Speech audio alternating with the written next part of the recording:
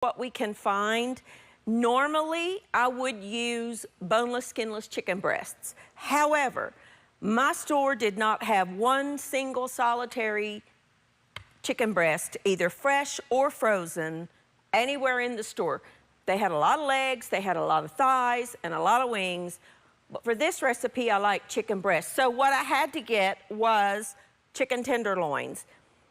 Not ideal for chicken cordon bleu because they're a little smaller, but we work with what we've got. So I have, these were frozen because they did not have any fresh.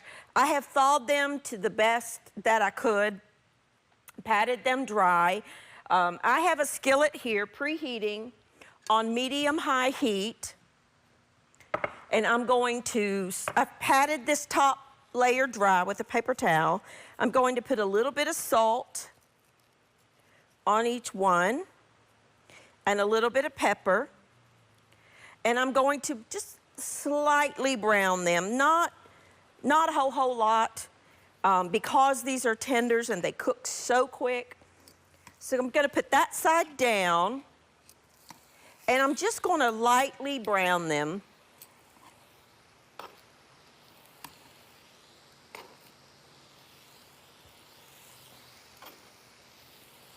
Just a little bit. If you are using the full chicken breast, I would cook them a little longer, probably brown them on both sides. I'm not gonna do that. I'm just gonna brown them on one side because they are so thin, as tenders are. I will go ahead and salt both sides. I will salt and pepper this side. And I'm just gonna slightly brown the other side, and then I'll put them into a baking dish. You will need a baking dish, like a 9 by 13 inch baking dish that we're gonna put it into when we get them browned. So let's go over here and talk a little bit about some other ingredients. Now, if you've never had chicken cordon bleu, what it is a chicken breast that is, you flatten it, thin it out some if it's real thick, flatten it a little bit, put ham, a slice of ham, and a slice of Swiss cheese. Some people put mustard on the bottom, like a mustard mixture, and then you roll it up, brown it if you want to or not, and then, you know, coat it in some kind of crumb mixture, and then brown it on your stovetop, and then bake it to cook it through. It's delicious, but it is a little time consuming. So what we are gonna do is make a quick and easy chicken cordon bleu casserole. I have here just some deli sliced ham. Because I'm using tenders and they're much smaller, now if you were using full chicken breast, you would just lay a slice of this over top. But because I have to use tenders, what I'm gonna do is kind of chop this up a little bit so that when it comes serving time, I can, I don't have to worry about cutting into the ham, and it just will be a little easier since I do have to do that. I'm also gonna use some Swiss cheese. Now this will melt, so I don't need to chop that. Now for the topping, you could use like a sleeve of Ritz crackers or any kind of a buttery round cracker, or you could use some panko breadcrumbs, and I'm gonna mix mine with a little bit of the French fried onions because I love them. But if you want to use crackers, which I do a lot, you can use that. I like to put them in a little baggie and take a rolling pin or something and kind of crunch them up. Okay, just leave them alone. Now let's flip our chicken. Just turn it over. You see how that's got a little golden? What I'm gonna do is place that in my baking dish. Only one side. I'm only browning one side.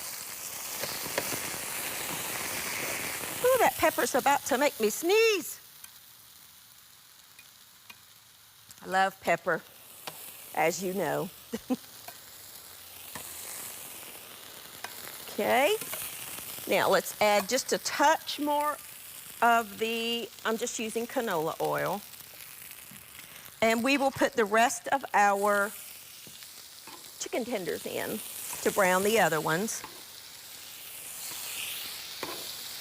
And we'll salt and pepper this side. I love chicken cordon bleu. It is really, truly delicious. And I will put a little salt and pepper on that side. Grab my pepper. And we'll just kind of let that go. Let me get this in the sink.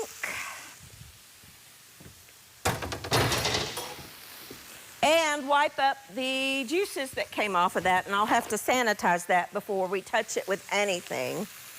Because, you know, raw chicken juices, that was still, it was probably 90% thawed. But, all right, I'm still working with the chicken, so it's okay. Now, we will let those brown. Now, you will also need, for mine, now this ingredient is sort of kind of optional. If you don't like spinach, I happen to love spinach. I have one package of frozen, thawed, and I'm squeezing out as much of the liquid as I can. So mine kind of is a Florentine type chicken cordon bleu. Anytime you see the word Florentine in a recipe, know that that means it has spinach in it. That's what that means. Okay, I'm just gonna brown this chicken, take it out of the skillet, put it in here, and when I come back, we will finish assembling the chicken cordon bleu, get it in the oven. Then I'm gonna show you how to make a wonderfully delicious stuffed baked potato. I'll be back in just a minute.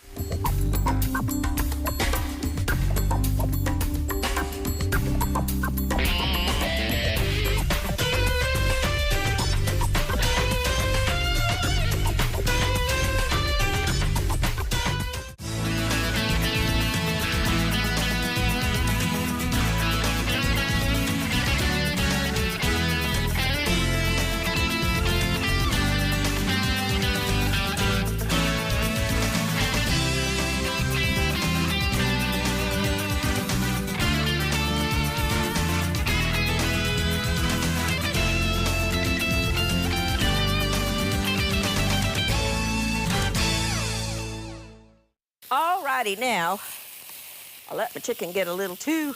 That's okay, though. It'll be delicious. We'll nestle these in there, and it's okay if it overlaps, because we are making a casserole here. Just try to, you know, nestle them in there the best you can. I have to admit, this is a little easier when you have bigger chicken breasts. But we work with what we've got. Now, in this skillet, I turned my heat down just a little bit. Let me wipe that out real quick with some paper towel, since I did get it a little too brown. I have here half a cup of milk. Let's take it off the heat for just a second. Half a cup of chicken broth,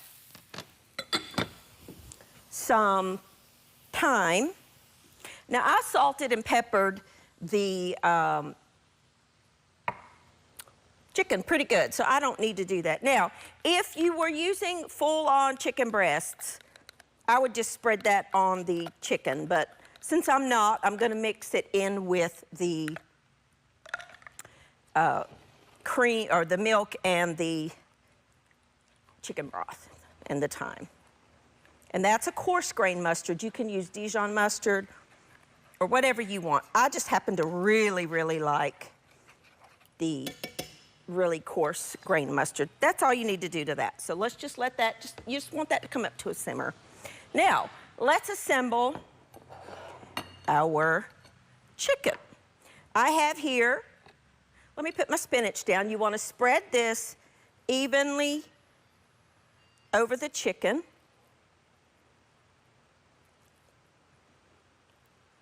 Love spinach.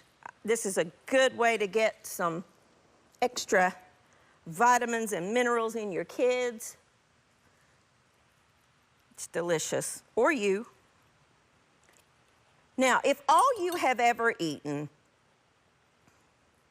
is that, and I'm just going to say the word, that nasty, canned, horrible spinach, you haven't had spinach because that stuff is terrible. This is delicious. Frozen spinach is wonderful. Then I'm going to take my chopped ham. And again, if you were doing full-on chicken breast, you would just want to lay a slice of the ham over. We're going to kind of spread it out a little bit.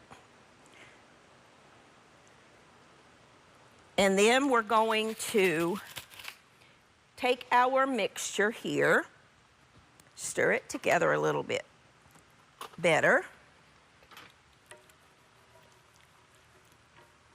Okay, we're going to pour that over top of our chicken mixture just evenly. That just adds a little bit of moisture to the chicken and some wonderful flavor.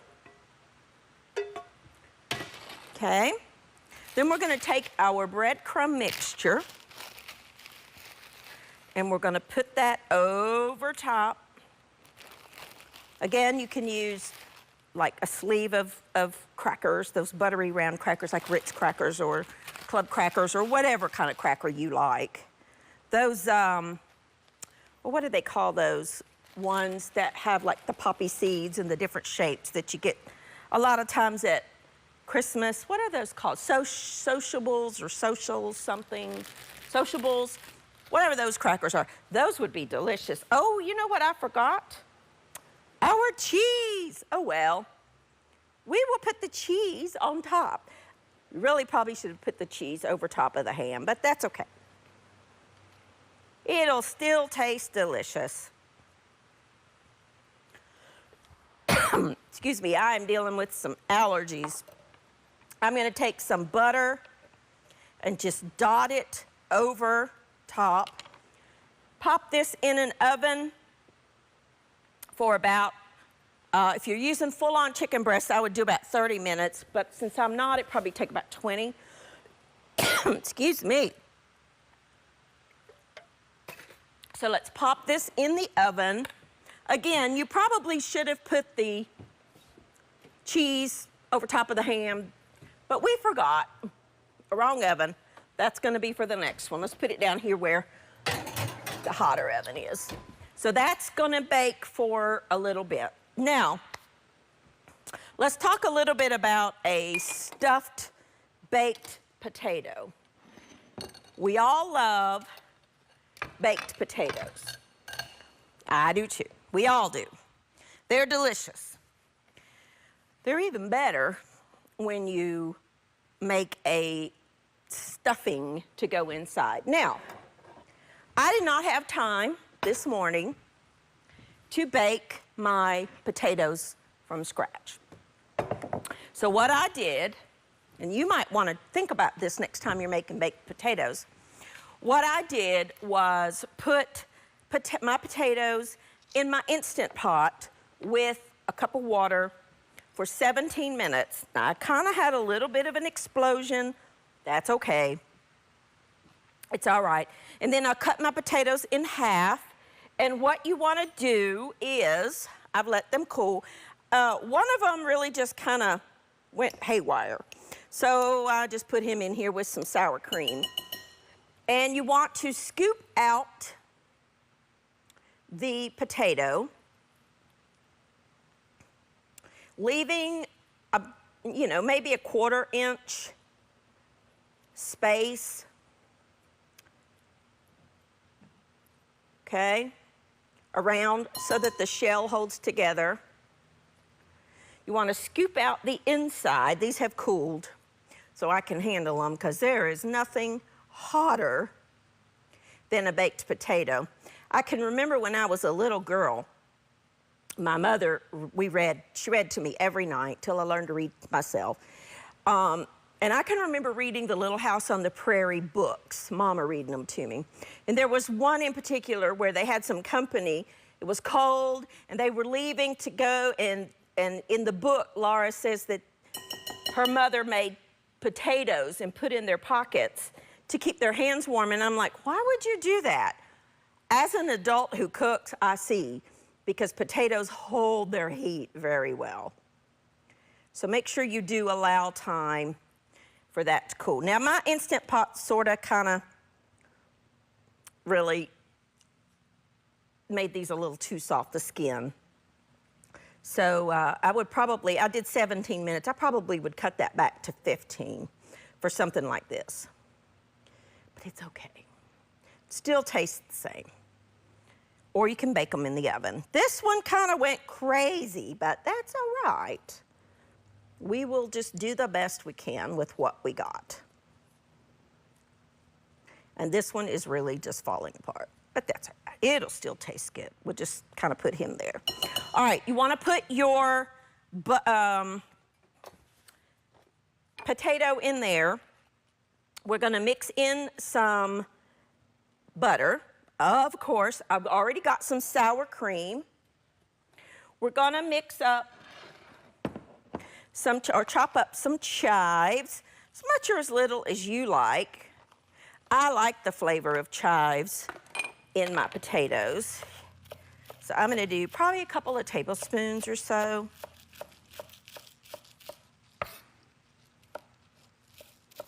Of fresh chive. If you don't have any chive, you could use green onions or leave it out if you don't like the flavor of those.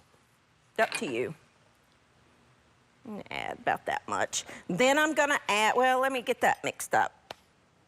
We're gonna mash that together. Where's my mashers? Hey, do you. Let's just use this. We're gonna just stir that and mix it together. And then put them back in our potato skins. I'm gonna take a quick break. I'm just gonna keep mashing these up. When I come back, we'll stuff this, and then we will get started on dessert. I'll be back in just a minute.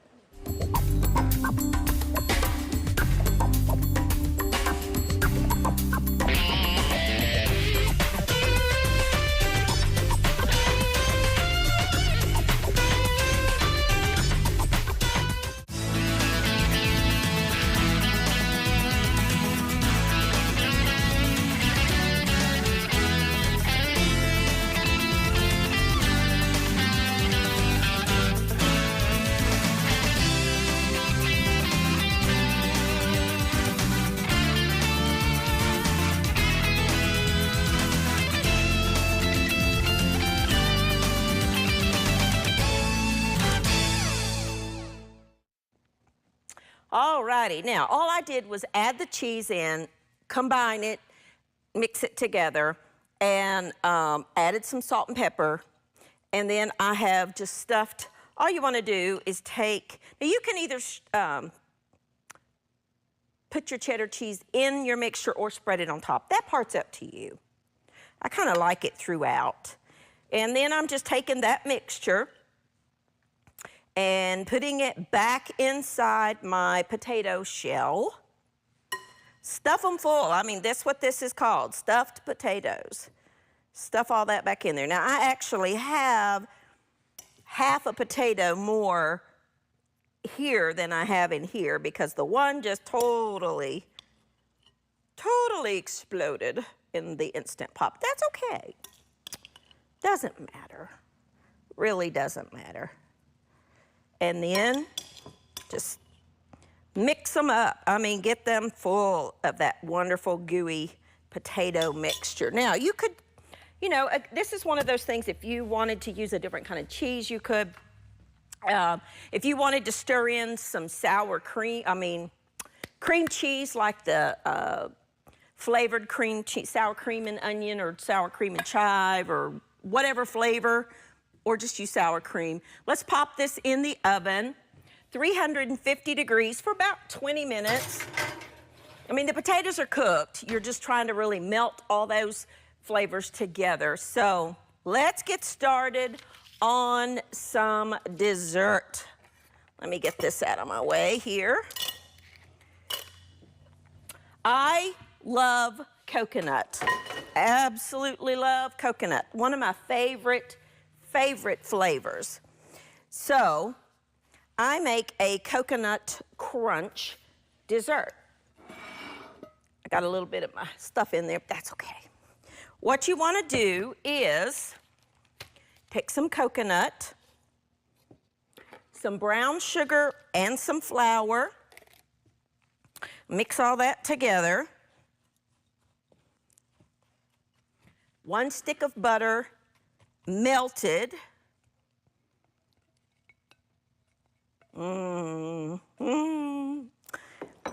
So good. Now, I like pecans in mine, but if you don't want to use those or you don't have them and you have walnuts or almonds, feel free. I want to crunch these up just a little bit. Great job for the kids. You know, I'm all about getting those kids in the kitchen with you. When my boys were little, they would be up here helping me. Now, one of them's on the camera behind the scenes, and he's a good cook too. His brother, Austin and Aaron, they went camping last summer, I guess it was. Just the two of them, and Aaron made lamb chops over top of their campfire. And Austin came home and he said, "Mom, I don't want to hurt your feelings, but Aaron's lamb chops were better than yours." I was like, that does not hurt my feelings at all. I love it. Just kind of stir that together, and we're going to press it down into the bottom of this pan. We're going to make a crunch out of this. So it's okay if there are lumps in here, because that's really kind of what you want. I really just want to get the flour incorporated as best as I can. So we're going to put that in the bottom, and we're going to pop this in a 350-degree oven about 20 minutes. And halfway through the 20 minutes, so at the 10-minute mark, we want to go in with our spatula and stir it up and make those wonderful little crumbles. So let's get this in the oven alongside the baking potatoes, because we're doing this in real time. I don't have any of this cooked ahead. Now, let's keep that, and let's just move this over here. And we're gonna make the next component of this. I have here 2.5 cups of milk, and I'm gonna add 2 packages of instant pudding. You could use any flavor you wanted to. Coconut cream is delicious in this. Again, my store, you know, we work with what we have and what we can get. My store didn't have any coconut, but they had vanilla, so that's what I got. And I'm gonna mix it with my mixer. Now, you don't wanna add, you know, normally you would add 2 cups of milk to 1 package of the pudding. We wanna go really shy of that because we're gonna add another ingredient. So for 2 packages, I added about 2.5 cups or so of milk. 2.5, 2 2/3, somewhere in there. Mix that up a little bit. And then I'm going to take half of this container, so about 8 ounces of just Cool Whip or whipped topping, or you can make your own homemade if you wanted to. And we're gonna mix that in with it. I'm gonna use half because they did not have a small container. We're really having to learn to adjust through this, aren't we? Through this, you know, time we're living in. That's okay. I don't like to use the mixer for this part. I like to just fold it in. I'm just gonna fold that in to the pudding, pop it in the refrigerator so it can set up and chill a little bit until our mixture's cool.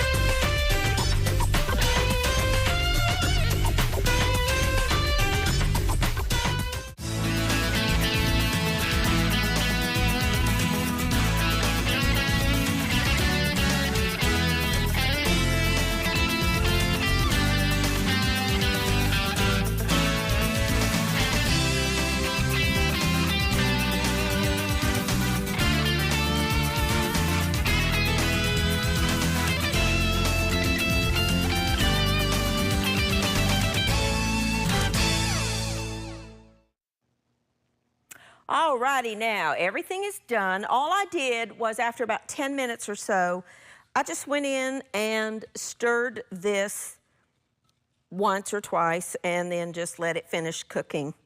And then you need to chill this down thoroughly before you use it. Now, mine is still a little warm. Let me show you what you could do.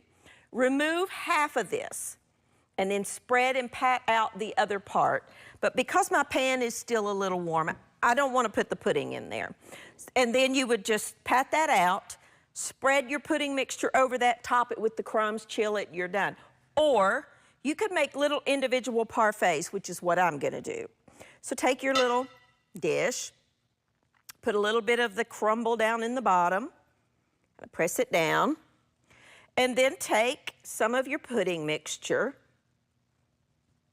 I like little individual servings. I think it just looks cute. And then top it with just a little bit more of your crumble topping. So you could do it either way. You could put it in there, again, take half that out, set it aside, press the other half out, put your pudding on there, and then spread that, and then top it with the remaining crumbs. Or just make little individual servings like I did right here. Perfect. Here is our finished dishes.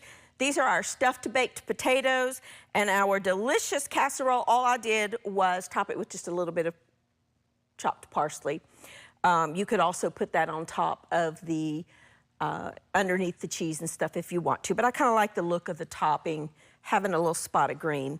So there you go, easy, quick, delicious meals that you can make any day of the week. From my kitchen to yours, thank you for joining with me, and I will see you next time on Everyday Manna.